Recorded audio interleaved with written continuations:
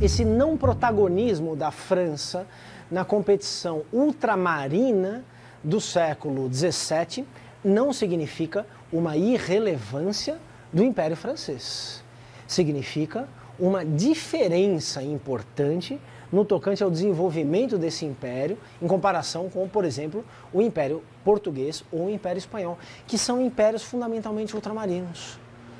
Portugal e Espanha são, nos séculos XVI e XVII, sobretudo XVII, estados mais fracos do que o Estado francês, né? Serão impérios mais fracos do que os ascendentes impérios inglês e holandês. A França, nos séculos XVI e XVII, ela exporta gente. É interessante, a França é um país muito populoso, né? E os franceses se movem em outros países, em outras regiões, né? Os portugueses também fazem isso, os espanhóis também fazem isso, né? Mas digamos que os franceses o fazem com especial intensidade, né? E todos esses empreendimentos coloniais, eles mostram então um trânsito de pessoas, uma dimensão demográfica, né, dessa história, que não é nada desprezível, uma dimensão bastante importante, né, que justamente reforça um tópico ao qual eu também me referi anteriormente e o qual seguirei reafirmando aqui ao longo do nosso curso. Não se trata apenas de uma expansão econômica, mas é também uma expansão cultural, né? A colônia francesa na Guanabara, ela é um empreendimento mais assintosamente religioso do que econômico, né? Aliás, a França equinocial também, né? São as duas coisas, porque um não se separa do outro, né? Mas se nós tivéssemos que destacar algo que numa disposição hierárquica é preponderante em relação ao outro, são empreendimentos fortemente religiosos, fortemente religiosos. Então esse trânsito de pessoas mostra o quê? Né? Não exatamente um trânsito de grandes capitalistas que mal existiam à época. Tinha lá alguns grandes banqueiros nas cidades-estado italianas, tal, quer dizer, mas nada de grandes empreendedores econômicos, né? Eram empresas de caráter econômico também, né? Então, por exemplo, a França Antártica foi financiada por um nobre francês, de Coligny, ao qual se refere também o Jean de Lery, que botou dinheiro nisso daí, né? Ok, tem uma dimensão também de empreendimento econômico, mas não é só isso. Esse trânsito de pessoas forçosamente tipifica, então, esses braços da expansão europeia como uma expansão cultural também. É assim o tempo todo. Esse encontro de mundos que não se conheciam, estranhos uns aos outros, né, que não tinham se tocado até então, né, implica uma dimensão muito dramática de mescla de ambientes biológicos, né? Então, é troca de doenças, é introdução de culturas, é introdução de animais, de plantas, de frutas, de hábitos, são, enfim, anticorpos que estão indo para lá e para cá, são vírus, são bactérias, é realmente como se fosse o encontro de dois planetas. Se um dia encontrarmos vida em outro planeta, a gente não tem muita ideia de como vai ser essa vida em termos do que tem dentro dos organismos, enfim, o que é terrivelmente letal para um pode ser brincadeira de criança para o outro e vice-versa, né? Então, o encontro desses mundos é também um encontro de mundos biologicamente muito diferentes, viu? Há uma boa bibliografia a esse respeito. Do meu curso, eu indiquei o livro do Alfred Crosby, né? Tá colocado, eu acho que é imperialismo biológico, imperialismo ecológico, acho que é imperialismo biológico, né? Ecológico, né? Esse é um livro formidável, né? Diz o Crosby que a história que ele vai narrar começa há 200 milhões de anos atrás, né? Claro, com a separação da Pangeia, né? Com a formação dos continentes. Por quê? Porque aí são realmente planetas que estão isolados. Alguns têm algum grau de contato, né? Mas, quando os europeus chegam, então, ao continente americano, né, há um choque biológico, bacteriológico gigantesco, né? Isso ocorrerá também com os europeus na Oceania, na Austrália e na Nova Zelândia, nos séculos XVIII e XIX. É o último grande rincão do planeta Terra a ser incorporado a essa globalização biológica. Essa é uma dimensão muito importante de toda essa história. As hierarquias estabelecidas como pressuposto dessas relações, elas implicam um ônus maior de uma das partes, né? Por que que isso ocorre? Né? Porque são alguns poucos europeus que estabelecem contato com muitos indígenas. Se fosse o contrário, né, o vetor certamente se inverteria. Né? Então são alguns poucos europeus que trazem a sífilis, que trazem gripes, que trazem uma série de doenças. Né? Os europeus também sofrem com esse contato com ambientes estranhos na América, né? Mas é a Europa que se expande. Não é a América indígena que se expande, ou as Américas indígenas que se expandem. Levaram a pior porque foram os europeus que se expandiram. E se expandem como? Com alguns poucos agentes. De início, né? Depois esse movimento cresce, claro. Os portugueses se aproveitaram de tráficos que já existiam no continente africano. Foi assim. Isso é óbvio. Né? Não significa que estes ou aqueles sejam bonzinhos ou mauzinhos, porque esses são termos muito infantis para nós. Né? O que é fato é que os portugueses não criaram um comércio de gente, eles recriaram um comércio de gente. Esse comércio de gente já existia na África, né?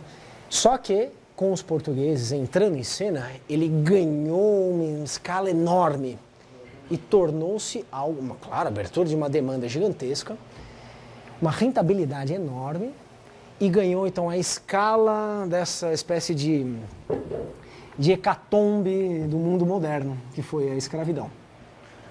Pronto. Os portugueses, então, se aproveitaram de tráficos que já existiam dentro do continente africano. Aumentaram brutalmente a demanda, tornaram isso um tráfico transatlântico, né, e a coisa explodiu. E a coisa, então, fincou raízes nesse mundo moderno. Isso é uma obviedade. Né? Vieram colonos, né? Sim. Eles trabalhavam na terra do donatário ou era cedido a eles a terra também? Não, a terra é do donatário, que recebe a concessão do rei. A terra, ela é toda patrimônio do rei, que concede ao seu súdito o usufruto da terra. Esse súdito, o titular, de início é o capitão donatário. Né? Ele deve administrar, então, o uso dessa terra sempre em nome do rei. Não significa que não exista propriedade da terra. O sujeito pode comprar a terra, só que ao comprar a terra, ele está comprometido com uma lógica societária que o obriga, né, a trabalhar para o benefício do rei, porque o benefício do rei é o benefício da coletividade. É uma lógica societária. Como se chama? Reginaldo. Edinaldo. É uma lógica societária, então, Edinaldo, que é bem diferente da nossa aqui. Porque quando hoje o sujeito compra uma terra, né, ele não tem, a princípio, compromisso com nada, a não ser que tenha certas cláusulas de preservação ambiental, se aquilo tivesse sido adquirido por uma política de reforma agrária, alguma coisa assim. Mas, no geral, o que prevalece hoje é a lógica de uma propriedade privada, isto é, o sujeito faz o que bem entende com ela. Né? Ah, mas aquela propriedade pode ser considerada de utilidade pública. Sim, sim, mas aí são intervenções da coletividade, geralmente via Estado, em parte via sociedade, em relação à propriedade privada. No caso de uma capitania hereditária, isso não é uma propriedade privada, né? Essa é uma concessão do rei, que obriga então o concessionário a trabalhar para a coletividade. Por seu turno, o capitão donatário, ele pode administrar aquilo de várias maneiras, mas sempre passando adiante essa lógica do compromisso para com o conjunto da sociedade que está representado, o conjunto, na figura do rei. O trabalho manual nessa sociedade, ele é confinado a gente de baixo escalão. Né? Nobreza, aristocracia, detém o privilégio de não trabalhar manualmente. Essa sociedade é desigual, na essência. Não é um resultado a desigualdade, né? É o início, é o que funda essa sociedade, é a concepção da desigualdade. Né? Essa desigualdade, ela se reproduz, dentre outros critérios, a partir então da distribuição desigual do trabalho.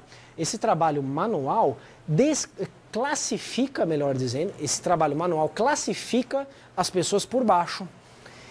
Então, quando nós pensamos que nobres, pequenos nobres, aristocratas, burocratas, portugueses vinham para a América, né, e não queriam desempenhar certo tipo de trabalho, é porque eles estão reproduzindo aqui uma lógica da própria sociedade europeia. A ideia de vagabundagem aí, porque, claro, a ideia de vagabundagem aí seria anacrônica. Se ele não trabalhar e tiver alguém que trabalhe por ele, ele está sendo melhor colocado na sociedade. Claro, porque é assim que as coisas são, né? Isto é, esse é um critério de colocação na sociedade. Há resquícios desse critério no mundo de hoje? Há resquícios, né? Mas hoje as pessoas podem ser consideradas completamente vagabundas se elas não trabalham. Quer dizer, o trabalho em si também tem as suas formas de valorização, né? Do empreendedor privado, do self-made man, e uma série de coisas que nos distinguem fundamentalmente em relação a esse tipo de sociedade. A gente vai aprofundar essa caracterização da sociedade justamente quando entrarmos de modo mais contundente na discussão sobre a escravidão. Uma das maiores colônias escravistas do século XVIII será uma colônia francesa, né?